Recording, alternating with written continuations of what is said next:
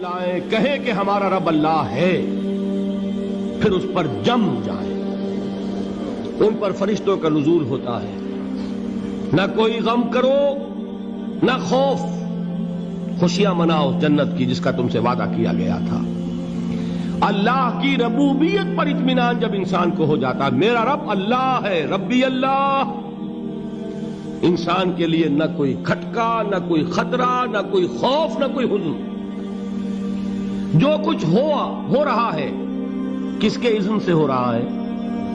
اللہ کے اذن سے۔ اللہ کے اذن کے بغیر پتا تک نہیں ہلتا۔ یہ کوئی اندھا بہرا مادہ نہیں ہے جس سے مجھے کوئی خوف ہو۔ اندھا بھینسا چلا آ رہا ہو اس سے تو ڈرنے کا ہر انسان کو ڈرنا چاہیے، نہ معلوم کس کو ٹکر مار دے۔ لیکن نہیں، اس کائنات کو چلانے والا ایک سمیع و بصیر خدا ہے۔ وہ جو میرا دوست ہے، میرا ولی ہے۔ اللہ ولی الذین آمنوا یخرجہم من الظلمات الی النور۔ اللہ اہل ایمان کا ولی ہے، ساتھی ہے، پشت پناہ ہے، مددگار ہے، حمایتی ہے۔ بتائیے جسے یقین ہو جائے کہ اللہ میرا مددگار، اللہ میرا محافظ، اللہ میرا پشت پناہ، اللہ میرا حمایتی، اس کے لیے کوئی خوف ہوگا؟ اس سے کوئی ڈر ہوگا؟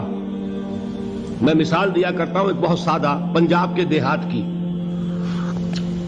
وہ بڑا چودھری ہے اور کوئی غریب کسان ہے۔ اس غریب کسان کے جانوروں کو ہر وقت اندیشہ ہوگا چوری کا، کوئی میری بھینس کھول کر نہ لے جائے، کوئی میرا بیل کھول کر نہ لے جائے۔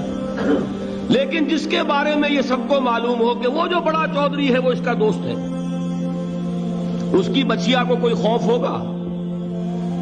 اس کی بھینس پر کوئی ہاتھ ڈالے گا؟ اسے کوئی اندیشہ ہوگا؟ نہیں۔ کیوں؟ کہ وہ بڑا چودھری، بڑا اس کا یہاں کا سردار، جاگیردار، سب کو معلوم ہے وہ میرا دوست ہے، کوئی میرے خلاف اقدام نہیں کر سکتا۔ اس دنیا میں یہ چھوٹی سی بات اگر آپ کے دلی اطمینان اور سکون کا باعث بن سکتی ہے تو ذرا تصور کیجئے۔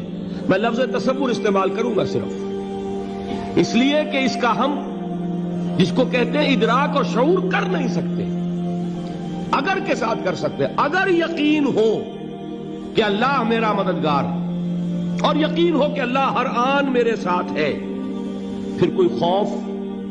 کس کا خوف؟ کوئی شے اللہ سے بالا تر ہے؟ کوئی قوت اس سے زیادہ طاقتور ہے؟ کوئی اس کے ارادے کو بدلنے والا ہے؟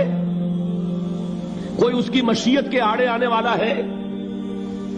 یہی بات ہے جو حضور نے فرمائی۔ یہ ایمان کا حاصل ہے لب لباب، کہ دیکھو اچھی طرح اس بات کو ذہن نشین کر لو، اگر تمام انسان مل کر تمہیں کوئی نقصان پہنچانا چاہے نہیں پہنچا سکتے مگر جو کچھ اللہ نے لکھ دیا ہو، اور تمام انسان مل کر تمہیں کوئی نفع پہنچانا چاہے نہیں پہنچا سکتے مگر وہ شے جو اللہ نے طے کر دی۔ آپ پھر میں کہوں گا ذرا طاری کیجئے، اسے فرض کیجئے، اسے سوچئے۔